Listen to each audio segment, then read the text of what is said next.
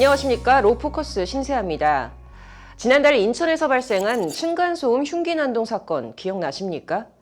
경찰의 현장 대응이 문제점 투성이라는 지적이 나오자 경찰청에서는 TF까지 만들며 수습에 나섰습니다. 앞으로는 과감한 물리력 사용, 즉 범죄자 폭력 대응에 대해서는 주저없이 실탄 사격도 단행하겠다는 게 경찰 입장이었는데요. 로포커스 이번 주엔 석대성 기자와 경찰관 총기 사용에 대해서 얘기해 보도록 하겠습니다. 석 기자, 국민 생명을 보호해야 할 이 경찰이 범죄자가 흉기를 들자 현장을 빠져나가 버리는 상황이 발생했죠? 그렇습니다. 그 경찰 조직의 존재 이유와 소명을 상실했다고 봐도 무방할 것 같습니다. 이 때문에 그 총기 사용 권한을 확대하자는 목소리까지 나오고 있는데요. 일선의 부적절한 대응이 어떤 결과를 초래했는지 영상부터 보시겠습니다. 층간소음 갈등은 결국 흉기 난동으로 번졌습니다. 위층에 살던 40대 남성은 아랫지팡이에 흉기를 휘둘렀고 일가족 3명이 큰 피해를 입었습니다. 더 큰 문제는 신고를 받고 출동한 경찰관들의 행태. 남성이 흉기를 휘두르는 동안 무방비 상태의 피해자들을 두고 현장을 벗어났습니다. 당시 사건 현장입니다. 경력 6개월 차 여경은 지원 요청 등을 이유로 칼부림이 났던 3층에서 1층까지 내려왔고 19년 차 남성 경찰관도 현장을 이탈했던 것으로 드러났습니다. 후유증을 앓던 주민들 결국 버티지 못하고 사건 한 달도 지나지 않아 새 거주지를 찾아 떠났습니다. 다 이사 갔잖아요. 304호도 이사 가고 2층에 이사 갔더라고. 경찰의 대응이 적절했다면 주민들이 이사까지 가는 상황이 벌어졌을까? 저거는 진짜 보통 남자들 술 먹다가 많이 싸우잖아요. 주인이 이제 전화 걸면은 빨리 오질 않고 저쪽에서 기다리고 있더라고. 그러다가 싹 나다가 와. 그게 문제야. 여론의 공분이 커지자 문재인 대통령까지 나서 있을 수 없는 일이 일어났다며 교육훈련 강화와 체제 정비를 주문했고 송민원 인천경찰청장은 자리에서 물러났습니다. 현장에서 대처를 하지 못한 두 경찰관에겐 해임의 중징계가 내려졌지만 질타의 목소리는 가라앉지 않고 있습니다. 경찰관의 총기 사용 권한을 확대해야 한다고 답답함을 토로하는 목소리도 나옵니다. 최근 한 온라인 여론조사 기관이 발표한 자료입니다. 응답자의 절반이 넘는 62.3%가 응답 시 경찰의 총기 사용 권한을 보다 자유롭게 풀어줘야 한다고 표명했습니다. 반면 동의하지 않는다는 21.8%에 그칩니다. 지난 4월 재보궐선거에서 정점에 달했던 성별 갈등도 또다시 도마에 올랐습니다.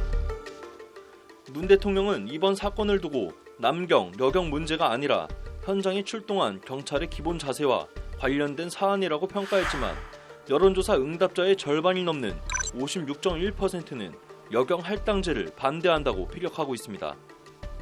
28.9%는 여경만이 할 수 있는 임무가 있어 적절한 성비를 유지해야 한다며 조건부 찬성 입장입니다.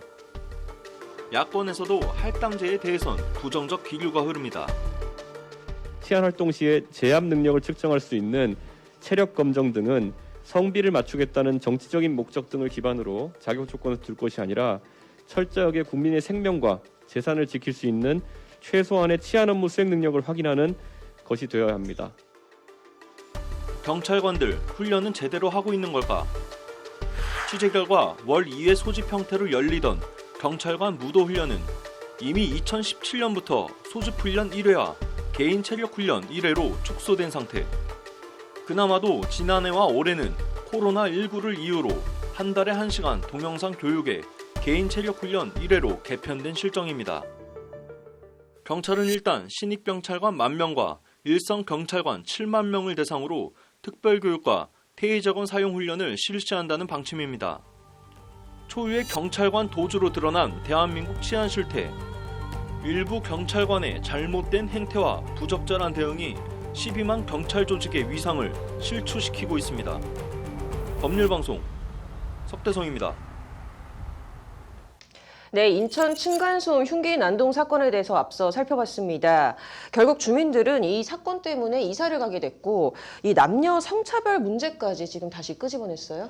그래서 경찰이 어떤 상황에서 어느 정도 수위의 공권력을 어떻게 쓰는지 알아보기 위해 자료를 요청했습니다. 그 최춘식 의원실에서 경찰관을 상대로 흉기를 들고 저항한 범죄자 수와 그다음 범죄자 체포 검거 때 경찰관 총기 사용 건수 등에 대해서 물었는데 경찰 측 답변이 늦어지고 있습니다.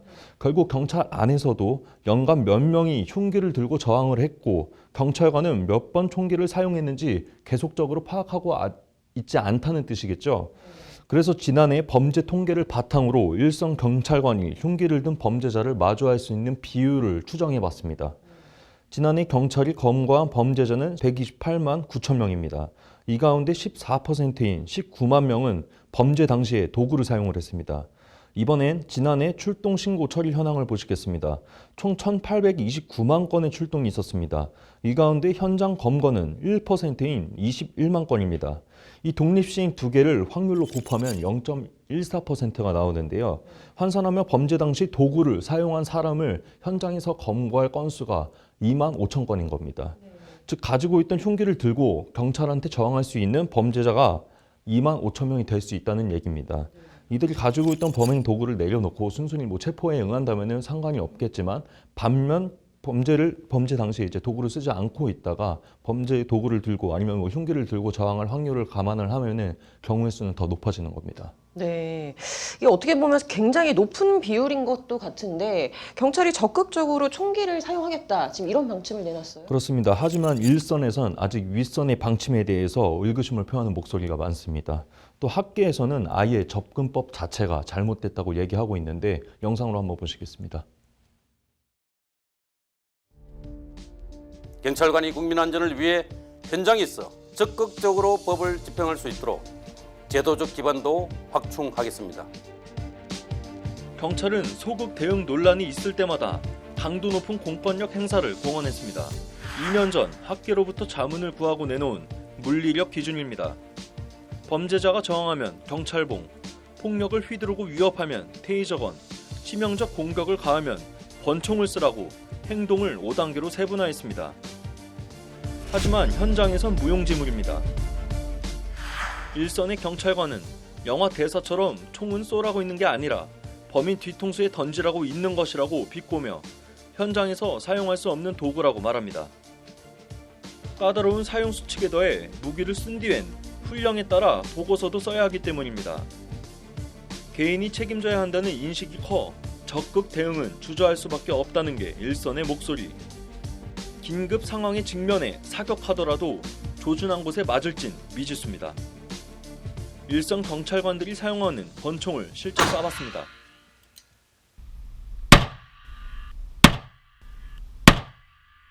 (15m) 거리에서 10발을 쐈습니다. 69점. 기자가 25m 거리에서 소총을 쐈을 때와 비교하면 명중률이 현저하게 떨어집니다. 이번엔 10m 거리에서 10발을 쏴봤습니다.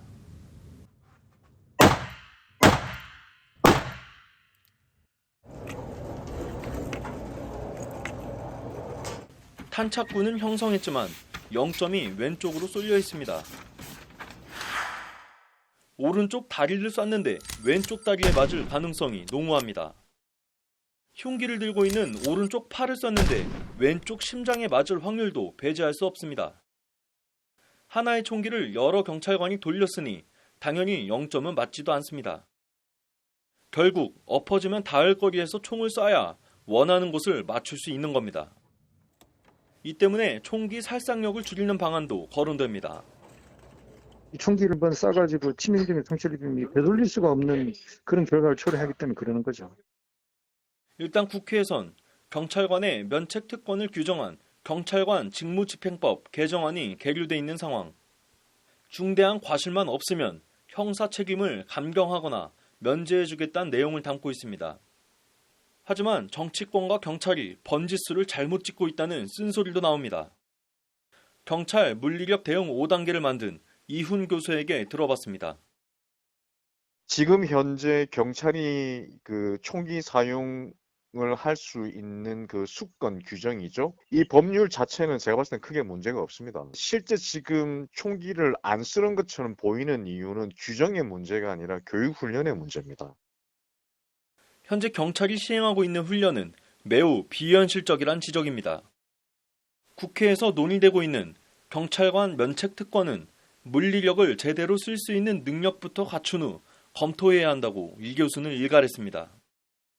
총은 자기 지키려고 하는 것도 있지만 일반 국민, 다른 사람의 생명을 지키기 위해서 총을 써야 되는 경우도 있거든요. 교육훈련을 제대로 실시할 수 있는 그런 기반 여건이 하나도 만들어지지 않는 우리 경찰관들한테 면책특권을 준다는 것은 이거는 그냥 포기하겠다는 그런 접근 방법입니다. 지난해 국정감사에 따르면 매년 경찰관 10명 중 1명은 사격 낙제점을 받고 있습니다. 면책 특권을 도입하는 것보다 교육훈련 평가부터 도입해야 한다는 질타가 나오는 가운데 최근 1년의 사건이 경찰 조직의 체질을 개선하는 신호탄이 될지 관심이 쏠립니다. 법률방송 석대성입니다.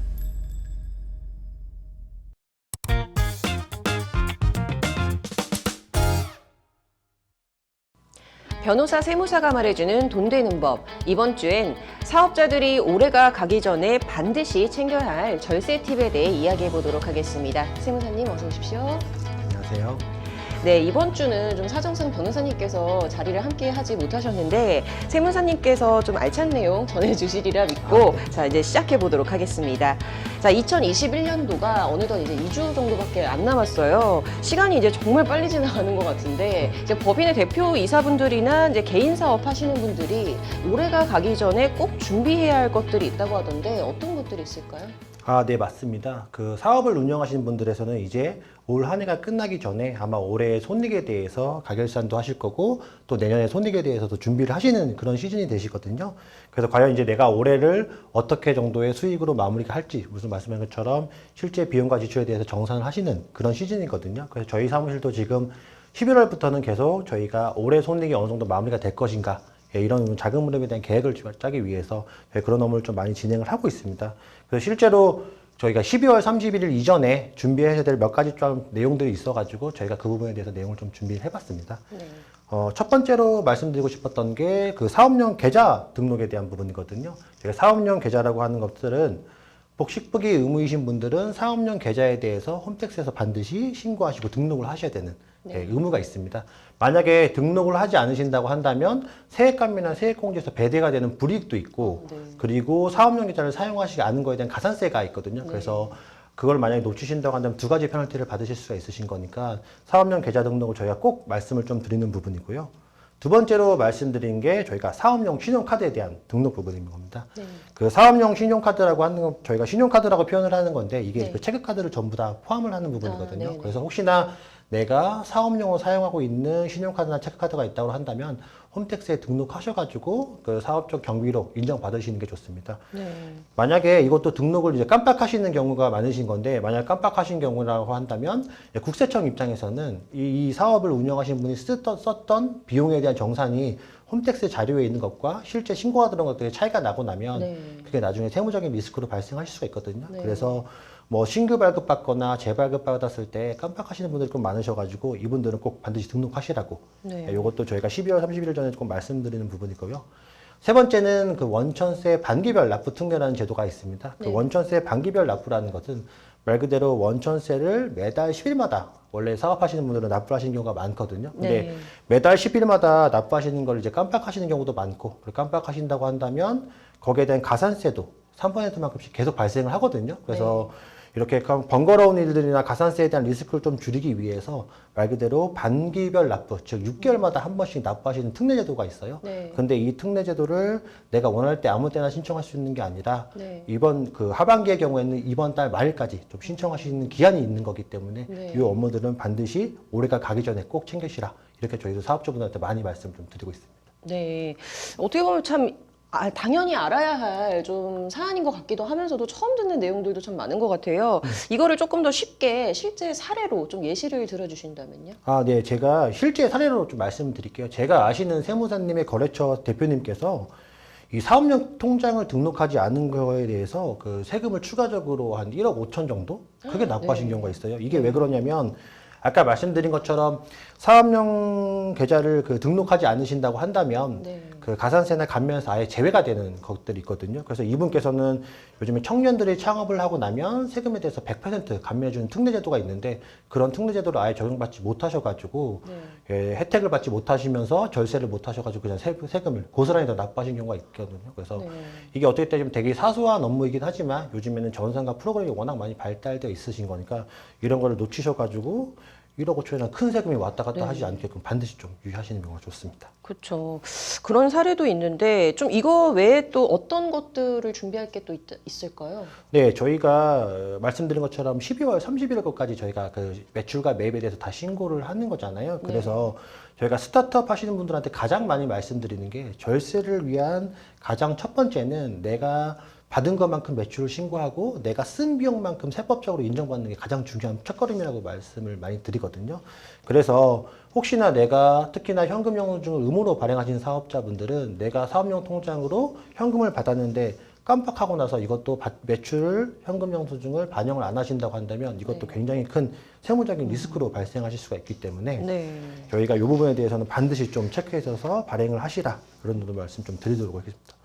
저희가 이것도 하나 사례를 들어서 말씀을 드리면 좀 좋은데 저희가 예전에는 그 강남에 계신 치과병원 운영하시는 대표님들도 이게 그 환자분들이 보통 이제 코디분들과 이렇게 상담하셔서 뭐 치료가 얼마인지 막 이렇게 결정하시잖아요. 이분이 이제 현금을 지급하시고 이제 거기에 대해서 뭐 현금 영수증 같은 걸 따로 이제 발행하지 않고 그렇게 넘어갔었었는데 이분의 이제 그 자녀분들이 어머니에 대해서 이제 연말정산을 받을 때가 되는 거니까 현금 영수증 들어온 게 없는 거예요. 그래서 이 치과의 원장님 치과에 가서 왜 현금 영수증 발행된 게 없느냐 어머니를 지출했는데 그래서 그게 굉장히 큰 이슈가 되신 적이 있거든요.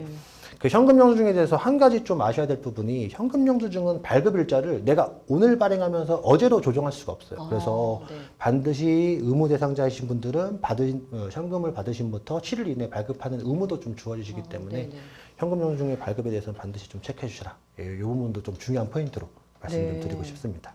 이게 저도 사실 연말정산을 대비해서 늘 현금 영수증을 좀 챙기는 타입인데 이런 부분은 전혀 몰랐었네요. 근데 이게 절세는 좀 정당하지만 이게 또 너무 내가 절세를 하려다가 또 탈세까지 가는 경우도 많지 않습니까? 혹시나 좀 과도한 이 절세에 욕심을 부리다가 탈세로 넘어가는 경우 어떤 게 있을까요?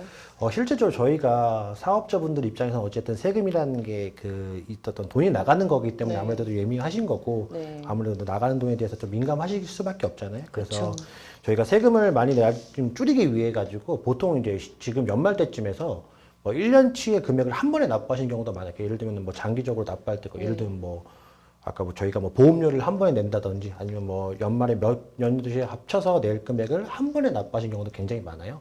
근데 세금은 기본적으로 내가 돈을 지출한 시점에 전부 다 비용으로 인정받으실 수가 있습니다. 근데 예외적으로 이거는 12월 30일째 예를 들면 뭐 1년 이상의 임대료를 한 번에 지출하시거나 그래서 나 이거 좀 비용으로 인정해달라 이래가지고 저희랑 이제 이슈가 되는 경우가 좀 많거든요. 근데 그런 부분들은 저희가 선급 비용이라고 해서 세법에서 좀 인정해주지 않은 경우가 있기 때문에 낼 돈에 대해서 미리 한 번에 뭐 12월 30일에 다 지출하셨다 그래서 그건 비용을 쳐지게 되지 않는 거니까 요거는 좀 한 가지 좀 유의하셔야 될 부분이다. 이렇게 좀 많이 말씀을 좀 드립니다. 네. 이게 지금 실제로 좀 그런 경우가 있을 수도 있겠다라는 생각이 드는데요. 탈세 얘기가 나와서 또 이제 한 가지 더 말씀드릴 게 저희가 얼마 전에 이제 국세청 포상금에 대한 얘기를 좀 저번 주에 하지 않았습니까? 이거에 대해서 또 재미있는 판례가 있다고 하시던데 그거 좀 어떤 건지.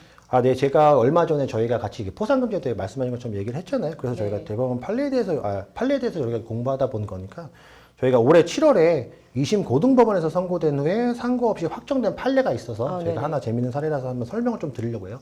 이걸 보시고 나면 포상금 받는 게 정말 어렵다. 이걸 좀 느끼실 수가 있으실 건데 제가 먼저 사실관계에 대해서 간단하게 말씀드리면 A라는 사람이 이제 그 B라는 변호사님과 상담을 받고 그 B라는 변호사님한테 상담료를 지출했는데 이게 이제 자기가 느끼기엔 차명계좌 같았던가 봐요. 그래서 이거를 차명계좌로 변호사님이 수임료를 받았습니다라는 탈세 제보를 이제 과세관청, 즉 세무서에다 한 거죠. 그러니까 세무서가 이 탈세 제보 들어온 내용을 기준으로 이 변호사분에 대해서 실제적으로 이제 계좌나 입금된 내역을 확인을 해서 실제 탈세 내역거나 매출이 신고되지 않은 내역을 확인해가지고 세금도 다 부과가 됐어요.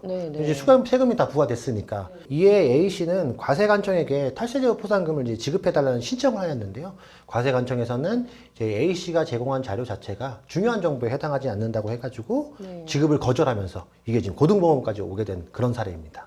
네, 이제 여기까지 들어보니까 이 A씨 덕분에 과세관청이 세금을 더 추징하게 됐으면은 사실 결정적인 이 단서를 제공한 것으로 보아서 포상금을 주는 게 좀 맞는 것 같은데 왜 지급이 안 된 거죠? 그렇죠. 이게 또 누가 들으셔도 아 내가 덕분에 네. 세금을 추징하게 됐으니까 당연히 포상금을 줘야 되는 게 아니냐 이게 많은 분들이 생각하셨을 텐데 이게 좀 재밌어가지고 그 판례의 세부적인 내용을 좀 많이 봤거든요. 그런데 결국에는 법원에서는 그 A 씨가 제공한 자료가 중요한 자료로 볼 수 없다라고 하는 거예요. 근데 이 중요한 자료라는 거 하는 게 네. 판단의 기준점이 되는 건데 네. 포상금을 지급하기 위해서는 이 사람이 준 자료를 가지고 바로 과세가 할 수 있을 정도가 돼야지만 중요한 자료라고 판단하는 거예요. 그러니까 네. 과세관청 입장에서는 그 사람이 하나의 그 정보를 제공한 거 맞지만 이거 자체가 바로 과세할 수 있는 기준점이 아니라 과세관청이 여기에 대해서 확인하고 검토하고 해서 세금이 부과됐다고 해가지고 여기에 대해서 탈세 재본금을 탈세 포상금을 지급하지 않은 경우가 또 있는 거고 또 세부적으로 탈세 포상금 지급 규정을 보시면 네. 탈루세액이 5천만 원 미만인 경우는 아예 지급도 하지 않도록 되어 있어요. 그래서 요 두 가지 사유 때문에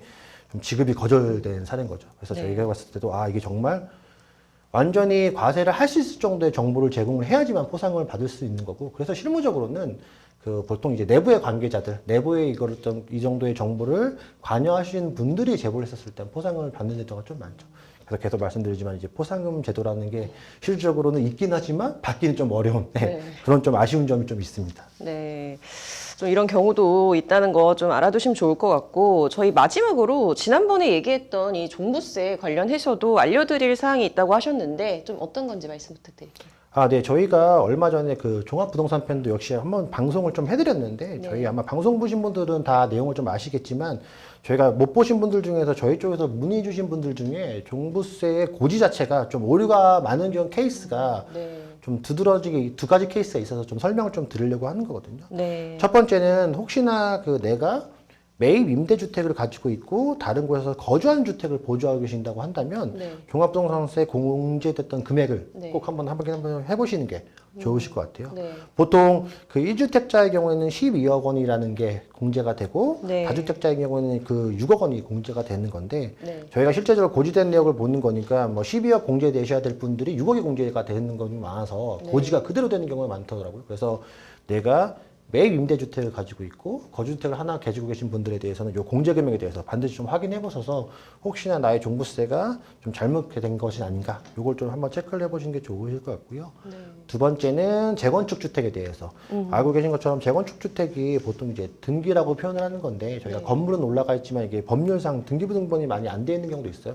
그래서 이런 분들에 대해서는 이제 건물분이 포함되어 있느냐 안 되느냐가 좀 이슈가 되는 경우가 많더라고요. 그래서 두 가지 사례에 대해 있으신 분들은 반드시 종부세 고지된 내역을 한번 더 확인 한번 해보시는 게 좋으실 것 같다. 이거 말씀드리고 싶습니다. 네. 아, 이거 정말 꿀팁인 것 같은데요. 이미 근데 종부세 납부하셨거나 이제 분할 납부를 이제 신청하신 경우 이거 어떻게 해야 될까요? 예, 결론적으로 말씀드리면 이런 분들도 세금을 다 돌려받으실 수가 있습니다. 네. 근데 제가 지난번 방송편에서 말씀드린 것처럼 내 고지가 잘못됐다고 하면 내가 이게 잘못됐으면 반드시 신고를 하셔야 돼요. 그래서 내가 반드시 요걸 체크하셔서 신고하신 분들이라고 한다면 혹시나 앵커님이 걱정하시는 것처럼 내가 이미 돈을 다 냈더라도 네. 냈던 돈에 대해서 다 돌려받을 수가 있기 때문에 반드시 좀 신고를 하시라. 좀 이렇게 말씀을 좀 드릴 수가 있을 것 같아요. 그래서 실무적으로 요즘에 네. 요거 그 아예 위헌 소송을 단체적으로 하시는 분들도 있긴 하시거든요. 네네. 근데 위헌 판결이 되면 아마 그거는 일괄적으로 소급적이 돼서 신청하시든 신청하시지 않으시든 다 환급이라는 게 이루어질 가능성이 있거든요. 근데 이건 위헌이라는 판결인 거고 그거 말고 나의 고지와 나의 세금이 잘못되신 분들은 반드시 이렇게 꼭 신고를 하셔가지고 네. 혹시나 내가 좀 뭐 잘못된 세금을 납부하신 게 아니신가 꼭 한번 검토해 보시라고 말씀드리고 싶습니다. 네, 어쨌든 내 돈을 내고 또 내 돈에 관련한 거니까 자기가 알아서 좀 챙겨야 될 것 같네요. 오늘 좀 사업자분들이 올해가 끝나기 전에 챙겨야 할 절세 방안에 대해서 얘기를 나눠봤는데요. 다음 주에 더 알찬 내용으로 찾아뵙도록 하겠습니다. 이번 주 감사드립니다.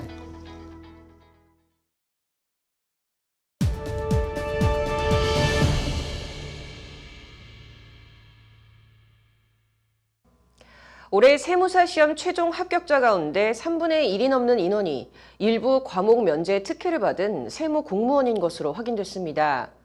그동안과 비교하면 거의 5배를 넘는 전례 없는 수치인데요. 그런데 이런 결과가 이번 세무사 시험에 대한 불공정 논란을 낳고 있어 뜨거운 감자인데 불합격 처리된 세무사 시험 수험생들은 집단 소송까지 예고하면서 파장은 일파만파 커지고 있습니다. 올해 세무사 시험엔 무슨 일이 있었던 걸까요? 장한지 기자가 보도합니다. 세무사 시험은 죽었다. 삼가 공정성의 명복을 빕니다. 세무 공무원에 압사당한 청년 공정, 청년 수험생 짓밟고 편의 쉬소서. 지난 14일 오전 한국산업인력공단 앞엔 강렬한 인상을 주는 문구가 적힌 근조 화환 4개가 들어섰습니다. 국가 자격시험인 세무사 시험에 대한 비판을 하는 건데 이번 제58회 시험의 공정성은 그 어디에도 없다는 항의 목소리를 담은 겁니다. 1년에 한 번만 보는 시험이잖아요. 그래서 거기에 이 시험 보는 사람들은 대부분 모든 거를 거기에 다 쏟아붓거든요. 저 같은 경우에도 하루에 12시간 공부하는 거 예사했고 거의 모든 자원을 쏟아부어서 공부한 건데 통상적으로 세무사 시험은 1차에서 재정학, 세법학개론, 회계학개론, 선택과목 1개를 보고 2차에서 회계학 1, 2부와 세법학 1, 2부 4개 과목을 봅니다. 그런데 세무 관련 공무원들은 경력 10년 이상일 경우 1차 시험 면제를 받습니다. 나아가 20년 이상이면 1차 시험과 함께 2차 시험의 절반인 세법학 1, 2부까지 면제받습니다. 세무 공무원들은 극악의 난이도로 알려진 세법학 1부 시험을 피해가는 겁니다. 총 점수 40점 이하면 과락이고 한 과목이라도 과락하면 불합격 처리되는데 지난 1일 합격자 발표가 난 제58회 세무사 2차 시험에서 세법학 1부 응시생 가운데 82.1%가 과락하며 불합격하고 말았습니다.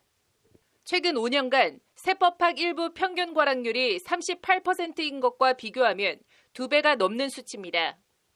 이에 따라 합격 점수 60점 이상을 획득하고도 세법학 1부에서 과락을 받아 불합격한 수험생이 다수 발생했습니다.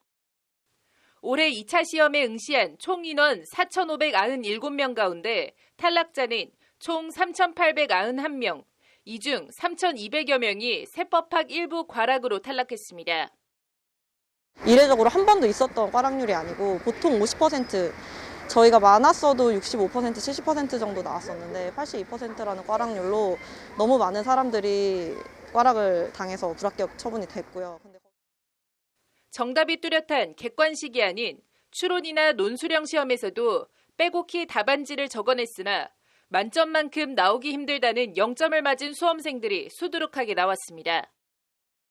세법학 1부에서 과락을 맞은 사람들 중에 그 상증세법이라는 법이 있는데 그게 20점 배점인데 그중에서 빵점을 맞은 사람도 거의 100명가량이 되고요. 논수령? 네, 논수령 문제인데도 빵점이 나온다는 게 솔직히 백지를 낸 사람이랑 다를 바 없다는 게 이게 말이 안 되잖아요. 그랬으면 다 같이 백지를 냈지 빵점을.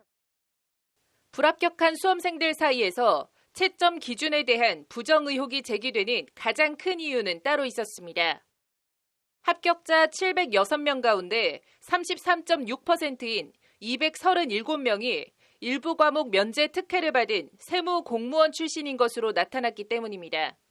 지난 5년간 합격자 가운데 세무 공무원 출신자 비율은 연평균 7.4%로 올해는 예년 대비 무려 5배 가까이 늘어난 수치입니다. 과락률이 80몇 %면 10명 그렇죠. 중에 1명 합격했다는 건데. 그럼요. 그래서 결국에는 총 저희 700여 명의 합격생 중에 3분의 1이 세무공무원이 돼버렸어요, 이번에. 그러니까 그게 지금까지도 암묵적으로 계속 세무공무원들 밀어주기라는 말은 있었지만 그때는 비율이 뭐 2%, 3% 너무 적은 비율이었기 때문에 수험생들의 모임인 세무사 시험 개선연대는 올해 시험에서 세무 공무원의 응시가 면제되는 세법학 일부 과목의 과락률을 높여 이 공무원들의 합격률을 높였다고 주장합니다. 세무 공무원 출신에게 유리하도록 시험 난이도를 조절한 것 아니냐는 의심입니다. 풀면서도 이건 너무 쉬운 거 아닌가? 이게 함정이 있는 게 아닌가 싶을 정도로 너무 쉬웠고 2번을 풀고 검토를 해도 시간이 남을 정도였고 제 주변에도 100점, 98점, 96점들이 너무너무 많은데 그분들이 세법학 일부로 과락을 맞고 이제 불합격한 경우가 굉장히 많은 거죠. 수험생들은 한자리에 모여 한국산업인력공단을 찾아가 1시간 동안 자신이 제출한 답안지를 눈으로 확인한 뒤 실제 정답과 비교하는 복기 작업을 했습니다. 국가기관을 신뢰할 수 없는 수험생들이 눈물을 머금고 직접 채점에 나선 겁니다.